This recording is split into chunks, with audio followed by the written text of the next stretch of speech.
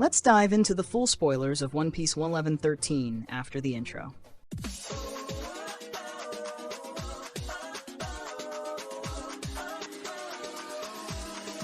Hello everyone, welcome to the channel, and we've got the complete spoilers or a full summary of One Piece. But first, drop a like, subscribe to the channel, and hit the bell. And without further ado, let's get to the video. The title of the chapter is Chapter 113, mate. Color spread on the cover with the phrase, "The King is a fighting piece." Nico Robin is playing chess, and all the chess pieces on the board are the rest of the Straw Hat crew. Pawns, Chopper, 7 different Choppers wearing Knight's armors. Rooks, Frankie and Jinbe. Frankie is wearing a Tower custom and Jinbe, wearing a Knight's armor, is on top of a tower.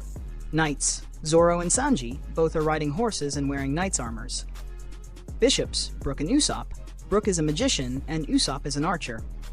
Queen, Nami, she's sitting on a throne with a crown on her head.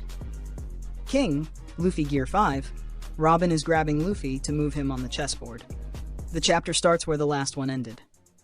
What Mars saw at the end of the last chapter was a giant tank with Vegapunk's massive head inside. Vegapunk's head still has hair, lol. Mars says, "So this thing is still alive even after you are gone. What exactly is death? Where does consciousness reside? Is this you, Vegapunk?"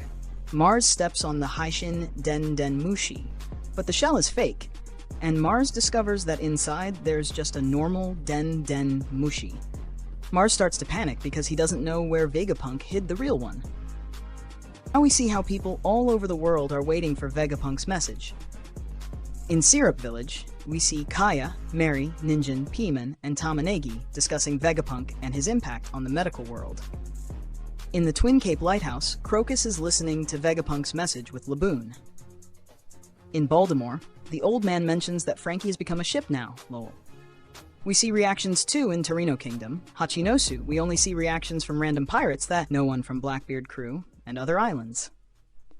Time is up, and Vegapunk starts speaking. Mars communicates with other Gorosei. Mars says, "I have no idea what Vegapunk is about to say, but it's highly possible that he intends to get revenge for Clover and O'Hara." Cut to Bonney's group. Sanji arrives in time and kicks Nusjuru in the face. Nusjuru turns into Bakatsu form and bites Sanji. Oimo and Kashiel restrain Nusjuru from both sides. Then Bonney turns into her giant future form and stomps on Nusjuru. Back to Vegapunk's message. Vegapunk explains that he has committed 2 great sins, but he doesn't say what are those sins in this chapter, meaning he will end up captured or killed. For that reason, he set this broadcast to start when his heart stops beating. Cut to reactions from people all over the world to Vegapunk's death. We see Caesar and Judge in Germa Kingdom. Caesar is crying, saying he worked so hard to bring Vegapunk down. Near Sabaody, we can see Duval in his base. He's confused about why Vegapunk is dead when the morning news said he was the Straw Hat hostage. In World Economy Newspaper's headquarters, we can see Morgans. He is very angry. Morgans says, "This kind of broadcast will be the end of the newspaper business." While we see all these characters, Vegapunk's message continues. Cut to Nami's group. Saturn reaches the cloud where they are. Robin hears Saturn's voice and becomes frozen in shock because she recognizes the voice that she heard at O'Hara. We can see a flashback of that moment. Vegapunk.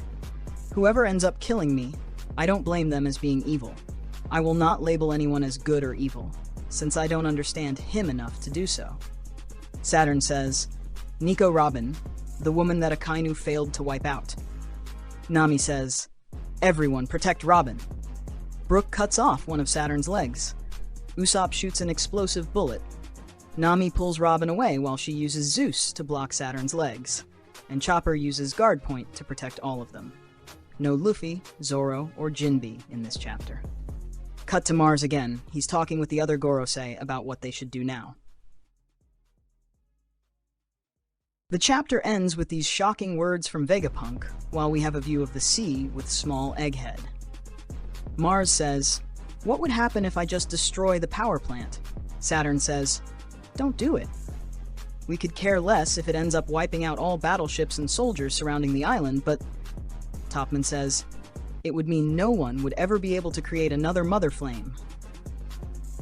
On the distant island, Vegapunk says, "What I'm about to say may sound absurd, Many will laugh at me, but everyone has the right to know. Let's begin with the conclusion. This world will sink into the sea.